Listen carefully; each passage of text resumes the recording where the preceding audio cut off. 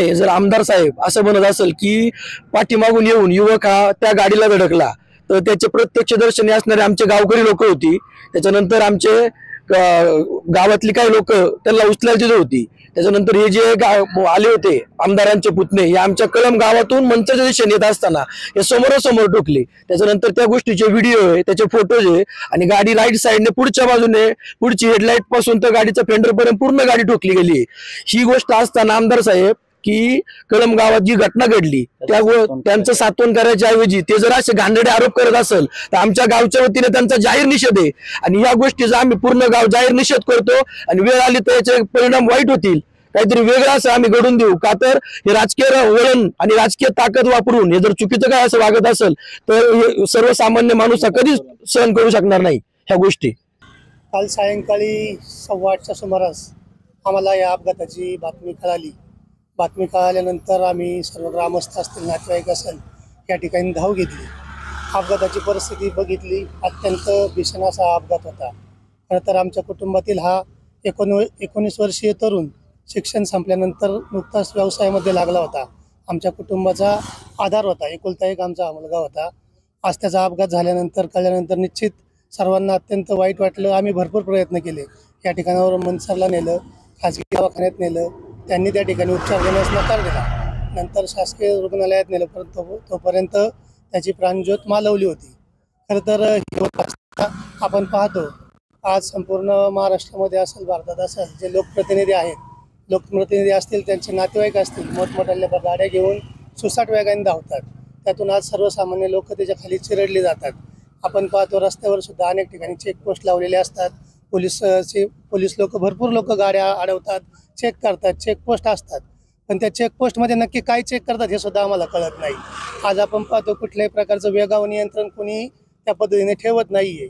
मग तुम्ही चेकपोस्टला नक्की काय चेक करता? येणाऱ्या काळामध्ये जर अशाच प्रकारचे अपघात होत राहिले तर सर्वसामान्य लोकांनी आज रस्त्यावर यायचं का नाही यायचं हा प्रश्न या ठिकाणी निर्माण झालेला आहे। आज घरातून जर आपला एखादा युवक घरातून बाहेर निघाला तर दुपारी किंवा संध्याकाळी घरापर्यंत येईल का नाही याची सुद्धा शाश्वती राहिलेली नाही आहे। खरं तर शासनाने याच्यावर बऱ्या प्रकारे अंकुश ठेवला पाहिजे ना। शासनाकडे त्या पद्धतीने भरपूर यंत्रणा आहेत, परंतु कारवाई का होत नाही हा सर्वसामान्यांनी पडलेला मोठा प्रश्न आहे। तो एकटा होता की दोघे होते, आणि त्याच्यानंतर अपघात झाल्यानंतर पळून गेला होता संबंधित कसं? नाही, हा तरुण आपला एकटाच एकल्याला कामानिमित्त गेला होता, त्याला घरी जायचं होतं घरून, त्याला फोन पण आला होता। जातानाच तो कळंबच्या दिशेने चालला असताना समोरून ही गाडी भरधाव वेगाने आली, विरुद्ध दिशेने आली, ओव्हरटेक करत असताना त्यांनी त्या ठिकाणी त्याला उडवलं। स्थानिक लोक ज्यांनी पाहिलं तर त्यांचं असं म्हणणं होतं की गाडीतून कोणी खाली उतरलं नाही, त्याला मदत केली नाही, उलट ते निघण्याच्या मानसिकतेमध्ये होते। कदाचित त्या ठिकाणी जर प्रत्यक्षदर्शनी ती गाडी थांबवली नसती तर ते थांबले सुद्धा नसते, आणि उपचार उशिरा मिळाल्यामुळे पण त्याला त्या ठिकाणी योग्य उपचार मिळाला नाही। त्यातून त्याचा दुर्दैव असा अंत झालेला आहे।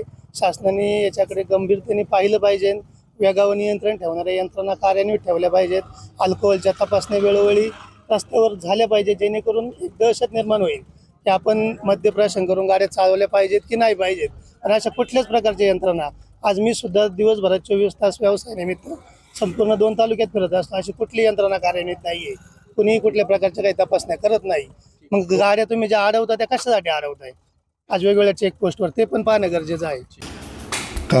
काल रात्री 9:25 वाजण्याच्या सुमारास, म्हणजे पुणे नाशिक जुना हायवे कळंबकडे जाणारा जो रोड आहे तिथं टर्निंगवरती एक मोटरसायकल आणि फॉर्च्युनरचा अपघात झाला। त्याच्यामध्ये मोटरसायकल स्वार जो आहे ओम भालेराव हा 19 वर्षाचा मुलगा मयत झालेला आहे, आणि ज्या फॉर्च्युनरने धडक दिलेली आहे त्याचे चालक मयूर साहेबराव मोहिते म्हणून आहेत, ते पुणे जिल्ह्यातलेच राहणारे आहेत। ते ओव्हरटेक करत असताना पुणे बाजूकडून नाशिक बाजूकडे जाणाऱ्या मोटरसायकलच्या ट्रॅकवरती रॉंग साईडला फॉर्च्युनर कार गेल्याने समोरच्या राईट साईडच्या हेडलाईटच्या बाजूचा कारची धडक होऊन त्याच्यात तो जागीच मृत्युमुखी पडलेला आहे। त्यानंतर जे फॉर्च्युनरचे चालक आहेत यांनी पोलीस स्टेशनला येऊन अपघाताची खबर दिलेली आहे। त्यानंतर आमच्या पोलीस स्टेशनचे API कांबळे साहेब व त्यांचा स्टाफ घटनास्थळी जाऊन बघितलं आणि त्यानंतर त्या मृत व्यक्तीला जिवंत आहे किंवा मृत आहे याचा खात्री करण्यासाठी ताबडतोब ॲम्ब्युलन्स बोलवून तात्काळ त्याला दवाउपचारासाठी मनसर हॉस्पिटलला रवाना केले होते. त्यामध्ये डॉक्टरांनी त्याला मृत घोषित केलेलं आहे. त्याला हेड इंजुरी झालेली होती. रक्तस्राव जास्त झाल्यानंतर जबरदस्त ॲक्सिडेंट झाल्यानंतर त्याच्यात तो मृत्यूपत्री पडलेला आहे.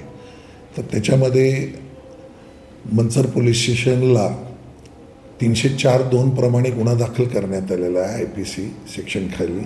आरोपीला ताब्यात घेतलेला आहे आणि आरोपीला तपास पूर्ण करून चालू आहे आणि आरोपीला रिमांडसाठी मेहरबान कोर्ट इथे हजर करण्यासाठी आमची टीम गेलेली आहे, तपासी अंमलदार आणि ते, आणि तपास चालू आहे. याच्यामध्ये कोणाची चुकी काय पूर्ण तपास झाल्यानंतर आम्ही निश्चित त्या स्टेजला जाऊन आम्ही आपल्याला कळवू.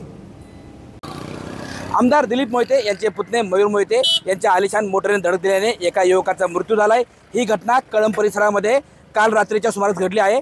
आपण पाहू शकता या ठिकाणी कळंबकडून मंचरला जाणारा हा रस्ता आहे आणि याच वळणावरती हा भीषण अपघात झालेला आहे. खरं तर आमदार दिलीप मोहिते यांचे पुतणे मयूर मोहिते हे कळंबच्या दिशेहून मंचरच्या दिशेने जात होते. तर ज्या तरुणाचा अपघात झाला आहे तो तरुण मंचरकडनं कळंबच्या दिशेला येत होता. कळंबच्या नंतर एक घोड नदीवरील पूल आहे. पुलाच्या पुढे आल्यावरती एक छोटंसं वळण आहे. या वळणावरती मयूर मोहिते यांना आपली गाडी आवरता आली नाही. ते भरधाव होते. त्यातच त्यांनी समोरून येणाऱ्या युवकाला तरुणाला धडक दिली. त्या तरुणाच्या मोटरसायकलचा व मयूर मोहिते यांच्या आलिशान गाडीची ही धडक एवढी भीषण होती की तो अपघातग्रस्त तरुण हा वरती उडून खाली पडला व त्यानंतर त्या तरुणाचा मृत्यू झालेला आहे. आपण या ठिकाणी पाहू शकताय हा अपघात भीषण होता.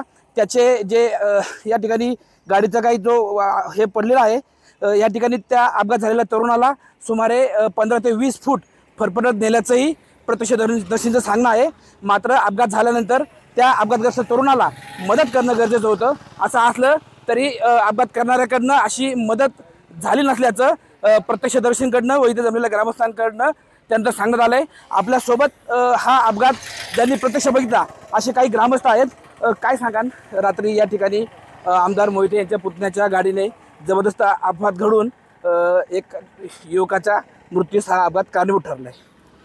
ज्यावेळी हा अपघात झाला त्यावेळेस फक्त 200 फूट माझी गाडी मागे होती आणि ह्याच रस्त्याने मी प्रवास करत होतो. मी घरी जाण्यासाठी निघालो होतो. तर ज्यावेळेस समोरासमोर ती गाडी ओव्हरटेक करण्याच्या विरुद्ध दिशेने ओव्हरटेक करायला लागली त्यावेळेस माझी मिसेस बाजूला होती. आम्ही दोघंही गाडीत ओरडलो की आता ॲक्सिडेंट नक्कीच होणार आहे. हे बघता बघता समोर ती गाडी समोरच्या गाडीला धडकलेली होती आणि हा ॲक्सिडेंट एवढा मोठ्या प्रमाणात होता की तो मुलगा ॲक्सिडेंट झाल्यानंतर डायरेक्ट उडून रस्त्याच्या बाजूला पडला होता.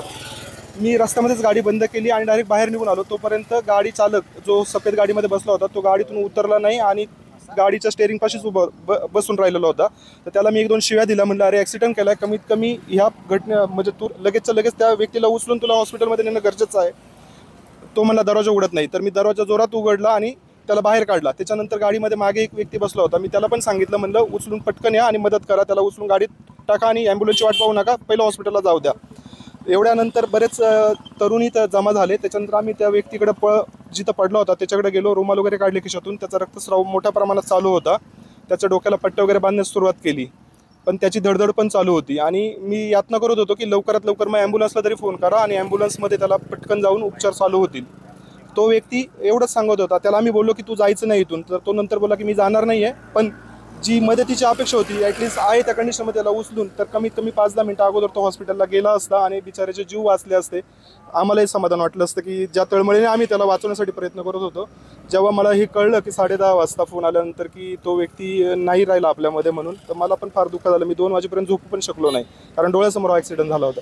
खरं तर जी व्यक्ती अपघातग्रस्त होती, जखमी अवस्थेत होती, ती व्यक्तीला ज्या गाडीने अपघात केला त्याच गाडीतून पुन्हा मंचरला नेण्यात आलं की ॲम्ब्युलन्समध्ये नेण्यात आलं? काय परिस्थिती होती? ॲम्ब्युलन्समध्ये नेण्यात आलं. त्या गाडीवाल्याला आम्ही बोलत होतो, तो बोलला चालणार नाही, पण नंतर ती गाडी स्टार्ट करून ते पुढे घेऊन गेले. पण तेच 10 मिनिटं जर त्या गाडीमध्येच त्या व्यक्तीला नेलं असतं तर मला हेच म्हणायचं होतं की ॲटलिस्ट उपचार त्याच्यावर लवकर चालू झाले असते, वेळ वाया गेली नसती.